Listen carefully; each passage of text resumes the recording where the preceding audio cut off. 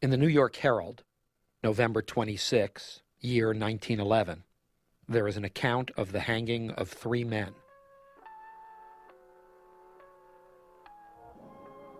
They died for the murder of Sir Edmund William Godfrey, husband, father, pharmacist, and all-around gentleman resident of Greenberry Hill, London.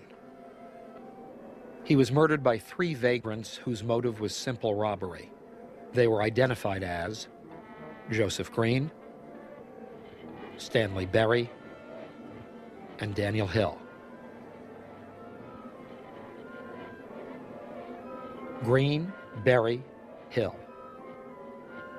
And I would like to think this was only a matter of chance.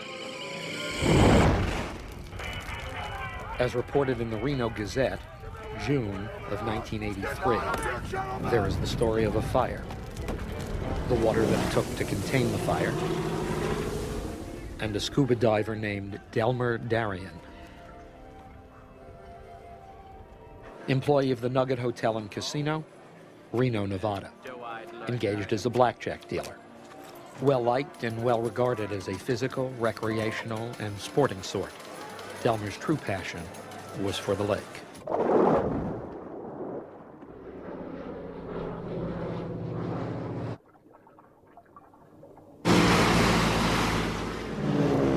As reported by the coroner, Delmer died of a heart attack somewhere between the lake and the tree. But most curious side note is the suicide the next day of Craig Hansen, volunteer firefighter, estranged father of 4, and a poor tendency to drink. Mr. Hansen was the pilot of the plane that quite accidentally lifted Delmer Darien out of the water. Added to this, Mr. Hansen's tortured life met before with Delmer Darien just 2 nights previous. All I need is a 2. All you need is a deuce. All right. That is an 8. Glad you like my work. All right. Moment of truth. The weight of the guilt and the measure of coincidence so large, Craig Hansen took his life. And I am trying to think this was all only a matter of chance. The tale told at a 1961 awards dinner for the American Association of Forensic Science by Dr. John Harper, president of the association, began with a simple suicide attempt. 17-year-old Sidney Barringer in the city of Los Angeles on March 23, 1958.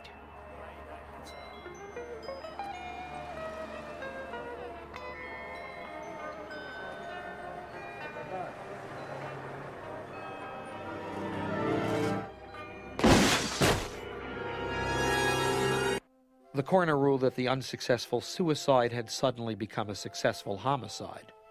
To explain, the suicide was confirmed by a note in the right hip pocket of Sidney Barringer.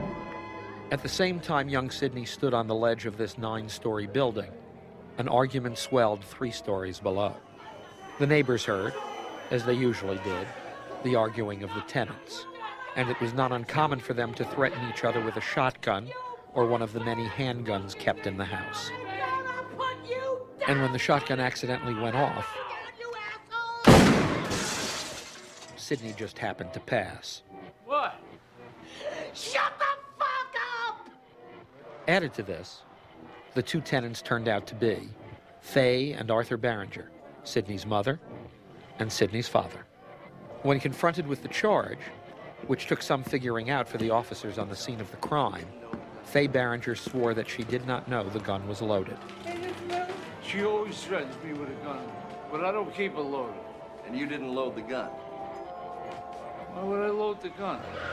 A young boy who lived in the building, sometimes a visitor and friend to Sidney Barringer, said that he had seen, 6 days prior, the loading of the shotgun. Ricky, come here a minute. It seems that all the arguing and fighting and all of the violence was far too much for Sidney Barringer, and knowing his mother and father's tendency to fight, he decided to do something. He said that he wanted them to kill each other, and that's all that they wanted to do is to kill each other, and that he would help them do that if that's what they wanted to do. Sidney Barringer jumps from the 9th floor rooftop. His parents argue 3 stories below. Her accidental shotgun blast hits Sidney in the stomach as he passes the arguing 6th floor window. He is killed instantly, but continues to fall, only to find, 5 stories below, a safety net installed 3 days prior for a set of window washers that would have broken his fall and saved his life, if not for the hole in his stomach. So Faye Barringer was charged with the murder of her son, and Sidney Barringer noted as an accomplice in his own death. And it is in the humble opinion of this narrator that this is not just something that happened. This cannot be one of those things. This, please, cannot be that. And for what I would like to say, I can't.